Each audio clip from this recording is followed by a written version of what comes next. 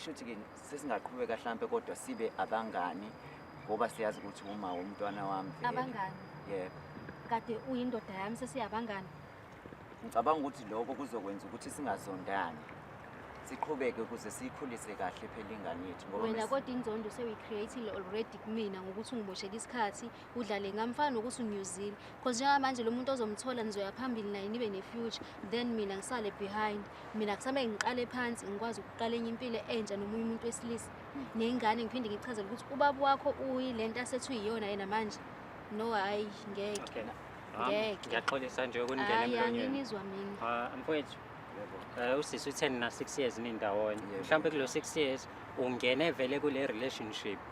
Wazi ukuthi ugay, uzothola umntwana noma mhlawumbe uzibone sowuphakathi.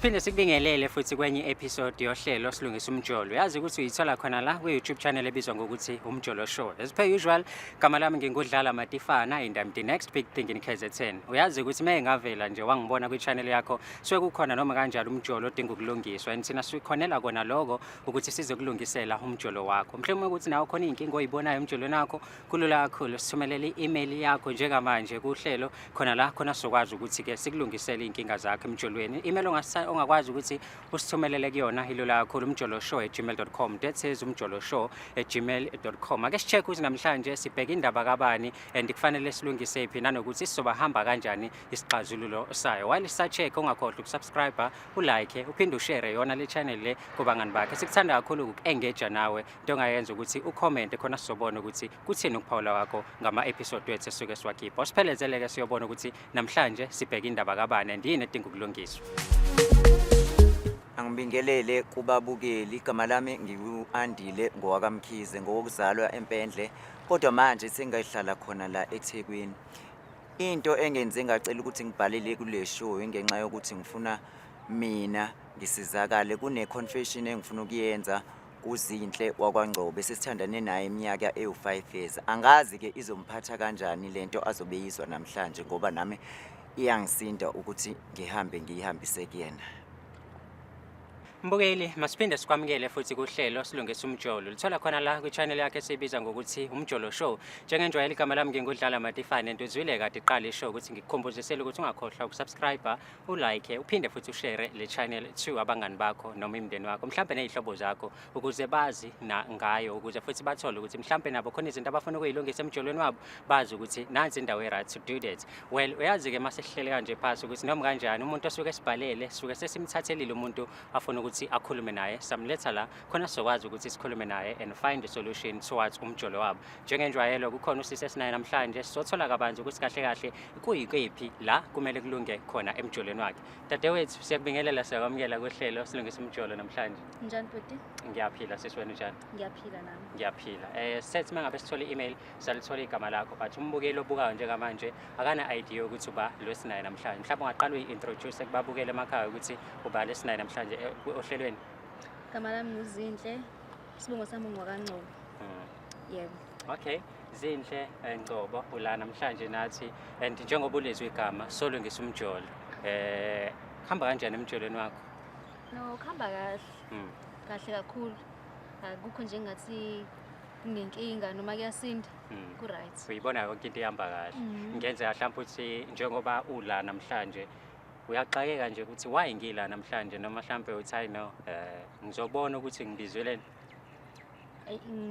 ngimangalile ngingisho ukuthi ngithukile because bengazi ukuthi ngibizilwane kodwa nje ngimangalile. Okay, umjolo wakho uhamba kahle njengamanje singakanani isikhathi mhlambe sindawonye nindawonye nomuntu wakho? Senza unyaka we6 lo nyaka 6 years nindawonye and yonke into uyibona ihambe kahle. Perfect. Okay, njengoba ubona zonke izinto zihamba kahle manje mengukuthi uyafika umuntu wakho and khona izinto afuna ukuyibeka uzomnikeza ithuba mhlambe lokuthi umuze ukuthi kukuphi la kumele kulungiswe khona noma ngokwakho uzothi hayi no njengoba mina ngibona kulungile ngibona into kumele ilungiswe.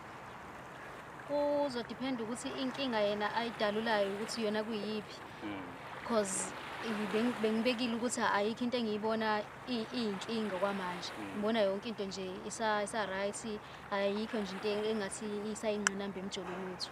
Okay, as wena ubona yonke into ihamba kahle zingekho nezinto iy'ngqinamba oy'bonayo. Asike sithi uyafika-ke ubhuti la uyakhuluma and uma ngabe ekhuluma mhlampe kuba khona izinto ongazizwa kahle noma ezikuphatha kabi noma ongayiboni mhlampe ziyimbangela yokuthi kwenzeke izinto ezimbi emjolweni wenu, uzo-react-a kanjani? Uzonikeza isikhathi sokuthi umlalele noma mhlampe uzothi hayi no akakugcina kuyena lokho? Ukumlalela njengomuntu phela engimthandayo ngizomlalela ukuthi uthini. Ngoba mhlawumbe njengoba engibizile naye unesizathu uyazi yena ungibizeleni.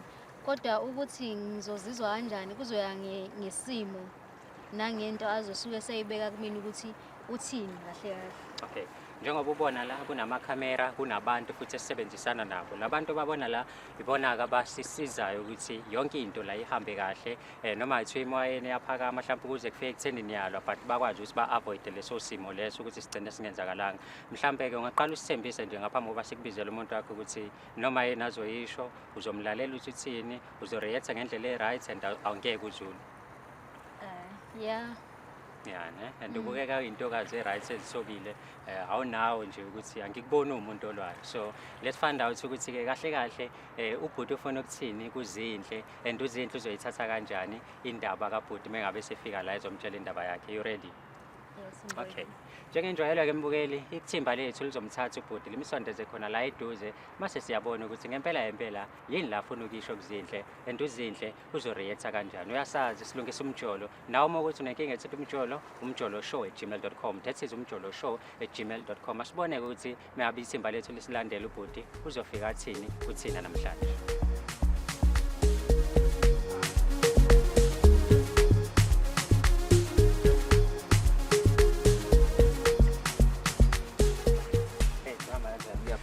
Siyaphila mfethu, siyajabula kakhulu ukuthi usibhalele kwishow. Agcine ngokusibhalela kodwa-ke mase kudingeka ukuthi sizokhuluma nomuntu wakho ukwazi ukuthi ube khona. Siyabonga kakhulu. Hayi ngiyabonga nami Siyabonga. kwamukela. Before siqale inkulumo yethu-ke ngizoninikeza nje mhlampe 30 seconds nibingelelane njengezithandani.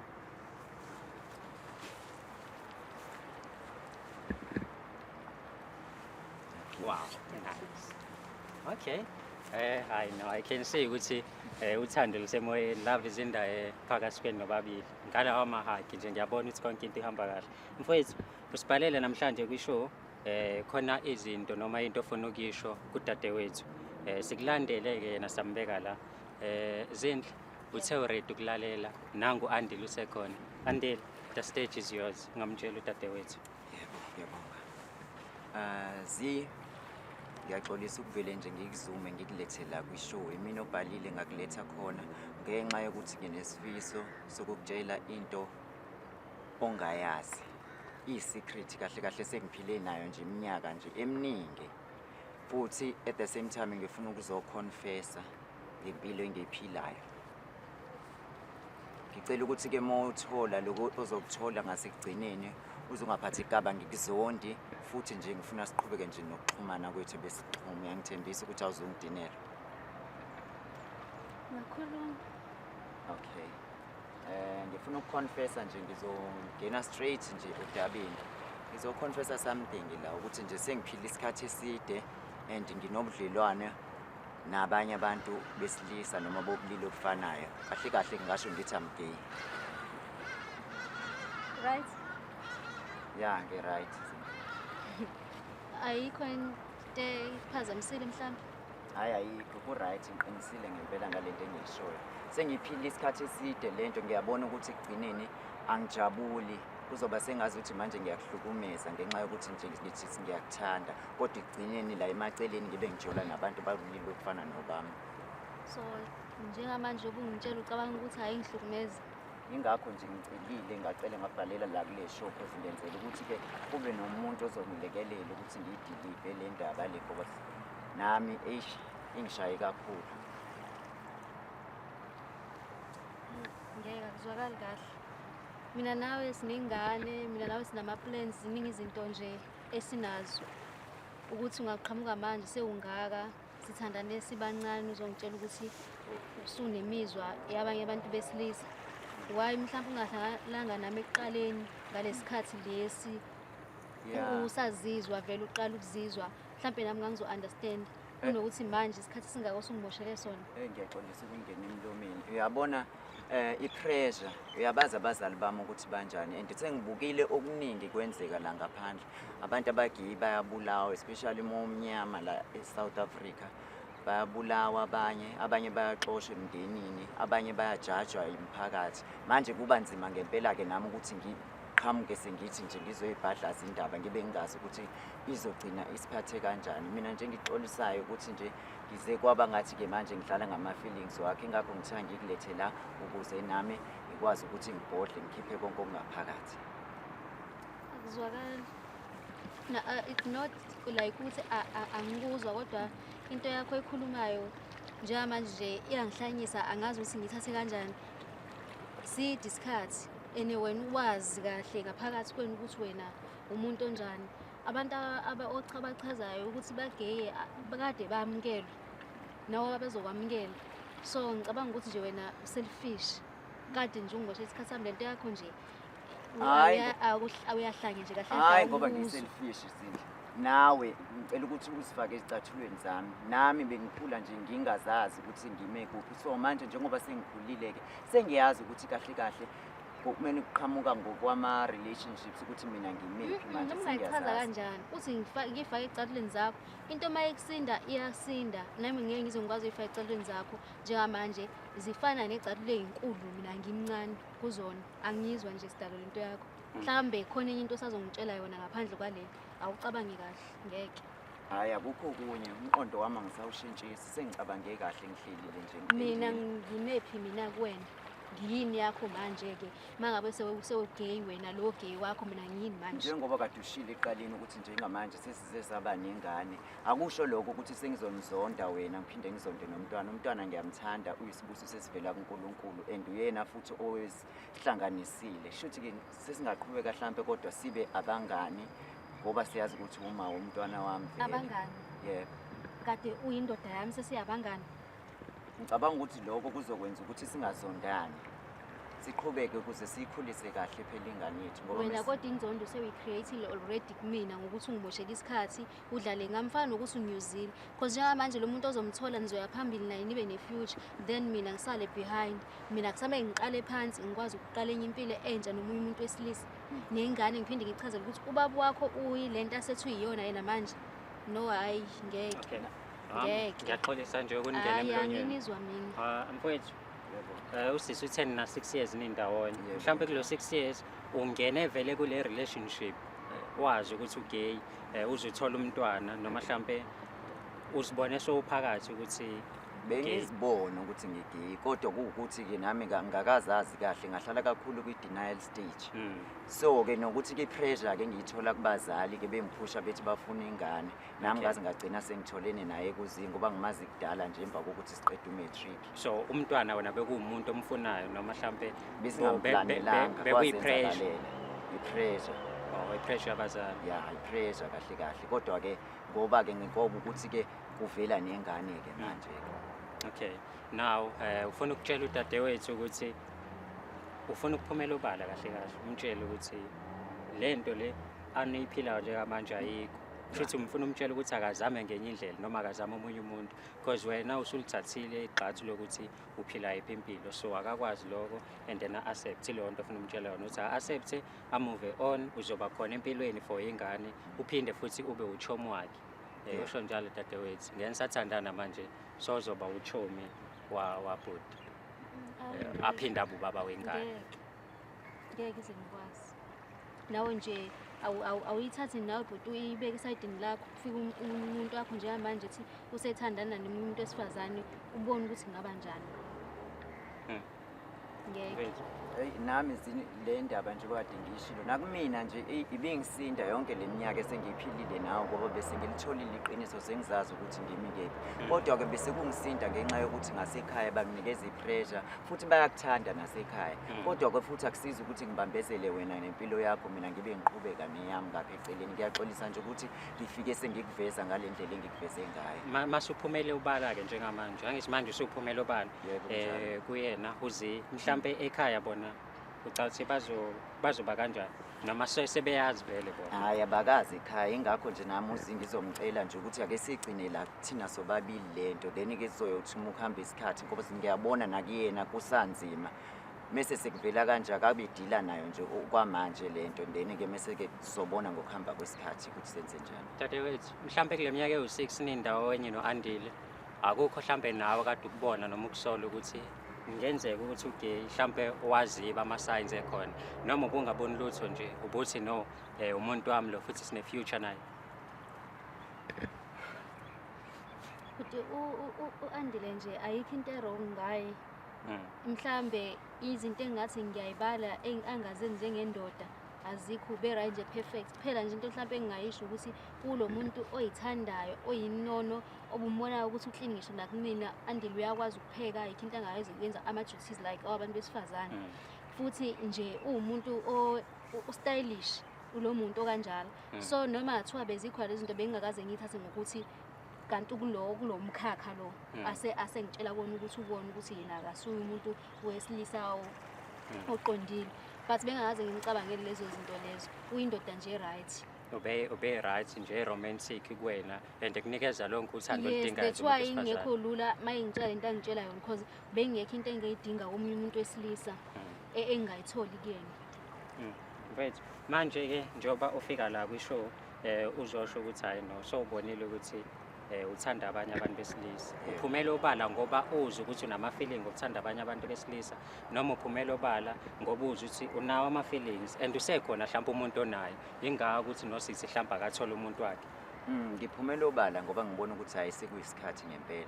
Ngiyabona nokuthi ngiyasimosha isikhathi sakhe uZindle. Ngicela ungayiphenduli-ke leyo ukuthi ngabe usekhona yini omunye ngoba leyo nto izosuke iphakamisa umoya mhlampe.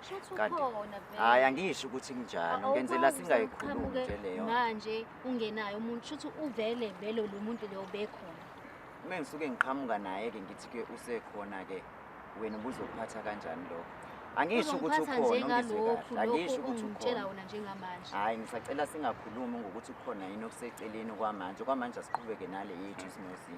Esizama ukuthi iyona le ngifuna ukuthi ilungiswe. Okay, into ade ufuna ilungiswe la ukuthi uzi a-understand, a-accept futhi a-move on nempilo mengabe setholile ukuthi wena you are gay and awuyimisela ukuthi uqhubeke uthandane naye. Into engenza nje ungaba babe enganeni uphinde ube umngani wakhe kuphela ngoba manje le romantic relationship angeke isasebenza ngoba manje udevelop ama-feelings ngapha ngasebantwini besilisa.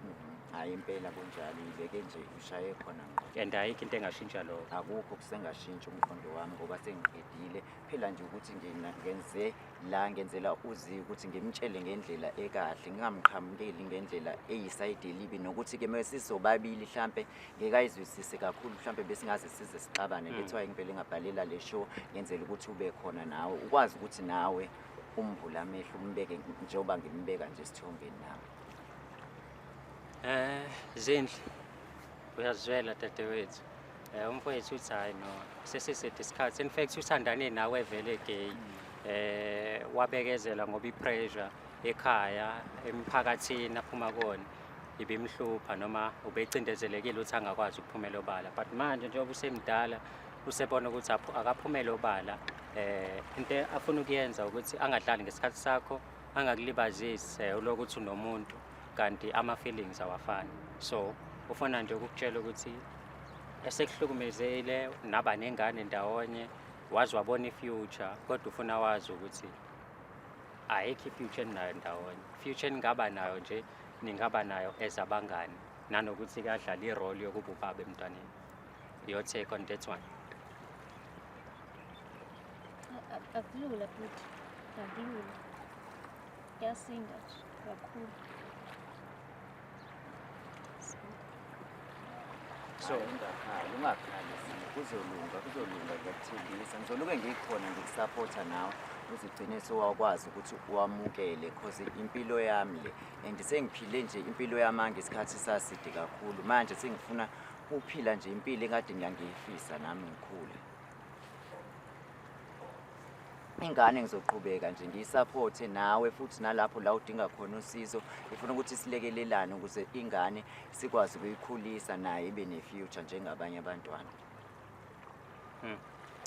Yabo ukuthi njengamanje uzindlakazi nanokuthi athini uphelelwa amagama and kubuhlungu ukuthi simbone kule situation le akuyona njengamanje kodwa ke asazi noma uzovuma yini ukuthi accept ukuthi ngempela fethu 6 years isikhathi esikhulu yabo isikhathi esikhulu and akugcini ngokuthi isikhathi esikhulu nje kunomphefumulo osukhona njengamanje okuyingane yenu and benama plans mangabe umuzwa indlela akhuluma ngayo bekhona ama plans akade ekhona phakathi kwenu noyithu then phithi usuyavela umtshela ukuthi okay and yena wala lonke bengayiboni yonke lona ayiphutha ngisho ngithi libe kumina ngoba kube nganginaso isibindi ngabe ngasho singayikhuluma lento kusekuqaleni nokuthi ezinye izinto ke nami bengikhula ngingazazi ngingazi-understand sengizithole manje njengoba sengikhulile futhi sengiyakwazi nokubona kunezinto futhi sengizifundile ngami uqobo nangempilo le sengiphila manje kahle uthi as much as uzinhle kufika kabuhlungu lokho kusho nje manje noma ehatheka but you are not willing to change lento isho uyama kuyona okwakho ukuthi ufuna azi ukuthi impilo oyiphilayo isekanjani yebo impela kunjalo izindle uyezwa uthi noma ngabe kwenzakalani kodwa kumele wazi ukuthi lento asibhalele yona ufuna uyazi futhi ungagcini ngokuyazi uyitshela ukuthi ngeke asashintsha kuyona isona sinquma sithathile leso sokuthi yena njengamanje uphila impilo yokuba gay noma unama feelings abantu besilisa abantu besifazana kanawo ama feelings abo and akayimisela ukuhlala ngawo yabo mhlambe ke into songayijabulela ukuthi at least ube honest kuwena because sike sizwe kwezinye indawo uthola ukuthi abanye abantu bayafihla and abanye bagcina bekwenza kokubili umuntu kube sengathi unonkosikazi kanti uyazi ukuthi uphila yiphi impilo unkosikazi athole kabuhlungu mhlawumbe wona ngambonga uandile ukuthi ukwazile ukuthi eze kuwena azokhuluma nawe noma sekulethe la phambi kwethu kodwa kusala iqiniso uyalazi njengamanje so kukuwena ukuthi from now uyithatha kanjani le ndaba I understand ukuthi kubuhlungu and akuzoba lolo ukuthi accept njengoba kade usho siqala ukuthi akulula ukuthi uaccept kodwa uyabona ukuthi ayikho into ongayenza because uthi akashintshe sona sinqumo sakhe lesi and hayi ukuthi into avele nje wavuka wayithatha manje into asephile nayo isikhathi eside no noma akulula ukuthi ngivele ngivume manje yonke into because inzima yonke lento angazi ukuthi ngizowazi kanjani mina ukuphila nayo njengoba yena ekwazi ukuphila nesimo sakhe athina useyisona but mina I don't know ukuthi ngizokwazi ukuthi ngi-understand lento yakhe mhlambe daily ngizozama ukuthi ngi-accept ngoba useze washo ukuthi yena cha uyangala kahle ngoba akasanayo imizwa nje yami kahle kodwa ke mhlambe angithi uzothekwalile ezobe khona ezomngane mhlambe ungasithola isikhathi sokuthi uhile lapho ukwazi ukuthi ugcina ube right accept isimo ayisona mhlambe futhi kuzoba lula ukum-understand eseduze kwakho ukuthi lento ayishoyo ubeqinisile yini because noma anihlukana ukuthi usiyasuka eduze kwakho but ukutshela iqiniso lempilo ayiphilayo because nawe ubuke sokwenzeka isilima-ke ngempela sokwenzeka isilima lokuyitshela ukuthi unendoda kanti mhlambe nayo unendoda yakhe noma mhlambe nawe ubhizi nabanye abantu eceleni yabo at least ukwazile ukuthi eze kuwena njengamanje azokhuluma iqiniso wazi ukuthi uphile impilo kanjani kulula ngizosho ukuthi ngizozama uku-understanda kodwa uyabona nawe ukuthi akusinto engavele ngi-understande manje ngithi manje sesi-right ngiyakuxolela nakho ukuthi ukade umuntu unobudlelwane naye obuserious kanje bese zothiwa senizoba abangani into engajwayelekile engakazi futhi ngizwe ukuthi sesiyabangani manje kade sithandana sinengane naye usenendoda yakhe kodwa uyindoda kade yendoda yami futhi hayi yakushwami ngeke mfethu hayi izinto eshiwo zinhle kona kodwa nje ngokuhamba kwesikhathi uzoba right nami it's like ngidlulile kule simo lesi asekusona njengamanje ngasikhathi kade ngiphila impilo engelona iqiniso manje njengoba sengitholile nami ngihambe nje indlela ende kabi ngiyathemba ukuthi naye uyoyithola nje indawo lapha enhlizweni yakhe yokuthi angixolele kanje ngoba nami ngixolisa sonke lesikhathi sengimoshele sona esingaka kodwa-ke hhayi ukuthi ngimoshile sikunaye umntwana sizomkhulisa nje simnakekele sobabili siqhubeke ngempilo besiyiphila nje noma-ke ubudlelwane bethu kungasekho lokhu obu-romantic. kuyazwakala Zindle. Uyafuna niqhubeke as abangani njengamanje ngoba leyo kuba ine romantic relationship ayisamsebenzeli. Into ayifunayo nje ukuthi wena uaccepte lokho and move on. Akanankinga ukuthi uthole umuntu athandana naye, right? Akanankinga ukuthi ube nomuntu othandana naye ozokuthanda kwangempela ongekho gay because yena usebonile ukuthi akumsebenzeli ukuthandana nawe as a gay.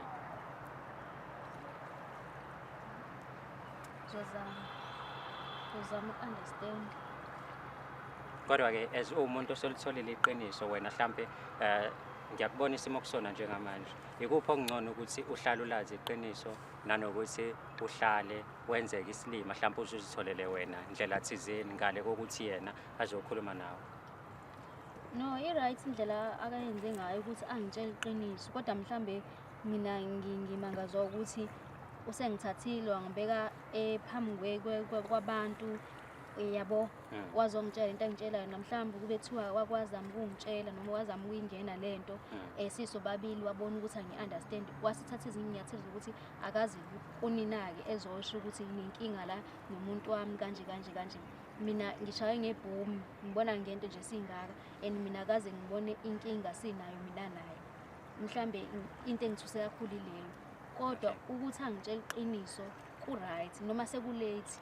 Kanti wena mfethu indaba mhlampe ungakwazanga ukuthi nike nikhulume naye, ungakwazanga ukuthi umnikeze isikhathi nikhulume ninoba uthu umtshele le situation esekuyona njengamanje ngalo ukuthi uze ufike naye la kusho. Kungisinde kakhulu because akekho omunye umuntu engisondelene naye kakhulu osemndenini bengikwazi ukuthi ngivuleleke kuyena ngikhulume ngalento kodwa yena-ke ngimkhethile because uyena osondele kakhulu kumina futhi ngiyazi ukuthi naye-ke mhlampe ngelinye ilanga uzokwazi ukuthi-ke angixolele futhi ne-support ngingayithola nakuyena njengakho nje ngithi nje mhlampe kungakuhle ukuthi sibe abangani ingabe ngathi sisiyizitha manje ngoba ekugcineni iqiniso beliyogcina livelile. Ezisilungisa-ke la Zindle kumele sihambe sonke noma uzobe ungahilile ngokuphelele kodwa kumele sihambe sonke iy'nhliziyo zethu zithe ukuthobeka kancane and sine-idea yokuthi kwenzakalani noma kuzohamba kuhambe kulungiseke kanjani la emjolenweni. Sekuyasuka-ke manje from umjolo kuya kumngani. Uzomnikeza isikhathi mhlampe sokuthi abe seduze kwakho kazama ukubhilda lobo bungani lobo noma uzothi hayi no usadinga isikhathi mhlampe akunikeze inyanga noma iy'nyanga zokuthi nje ukuyicabangisise lento ayenzayo? Ngisacela ukuthi mhlambe ngibe ne-space sami ngikwazi ukuphila kahle because angikwazi ukusuka la ngihambe nomuntu sengithi sengi-accepta sesiyabangani after yonke le nto eyenzakaleni la. Kodwa nami into engisadinga ukuthi ngiyifake ekhanda because kuningi okuzoshintsha efonini kuzoshintsha igama olimini amagama ade sibizana ngawo azoshintsha endlini iy'mpahla zakhe zizomuva yonke into nje isazothi ingafani nasekuqaleni nengane yonke into ayisezukufana. So nami kunezinto ekumele ngi-understand qala ebesizenza daily ukuthi no ayisenzeki angisamboni and ngi-understand nanokuthi ngisazombona nomunye umuntu yabo futhi wesi kulo muntu engizombona naye sobe ngasiyona umuntu wesifazane sobe kumuntu wesilisa uma ngabe esevelile obala nomuntu wakhe lo avele naye. Mfethu uzokwazi ukuthi umnikeze mhlampe le space asifunayo mhlampe nihlangane uma ukuthi ingane khona ekudingayo because uthoka manje uyayizwa lento oyishoyo and uya-appreciate ukuthi umtshele kodwa noma engayithandi indlela omtshele ngayo. Singakubona mhlampe ukuthi uyamnikeza ispace lesasicelayo for yena because nami angimthandi ukuthi angibone ehethekile. Ngiyayihlonipha i-decision yakhe futhi nekubongayo ukuthi akangizondi kona konke lokho kodwa uthi ufuna ukuzinikeza isikhathi naye akathi ukudila nalento le asandakizwa manje. Kahle kahle usamthanda ezumngane uthi usakuthanda ezumngane dadewethu uyamuzwa. Mfethu kunzima kakhulu situation namhlanje i-tense. Siyambona usisi ukuthi akekho right, uyambona mfethu akekho right usisi uphatheke kabi and we understand, right? We understand ukuthi why ethola kule situation akuyona kodwa sijabulela nje ukuthi ushilo wathi noma kunje ukuzwile ukuthi utheni kodwa uzodinga some space ukuthi umnike some private space athi ukuyidingida lento abone ukuthi kuhamba kanjani. Siyabonga mfethu nanokuthi uthathe isibindi sakho ukwazi ukuthi uzokhuluma nathi la ubeke udaba lakho uphumela obala cause vele abantu abaningi abaphumela obala baningi abantu abageyi kodwa abaphumela obala kuze kutholakale ngey'ndlela ezimbi abanye kuze kuvele mhlampe ngey'ndlela abayifihlile kungavele obala wena nje ukuthi ukwazile ukuphumela obala ufike la kwishow uzomtshela udadewethu noma kumphathe kabuhlungu but we upload you for that.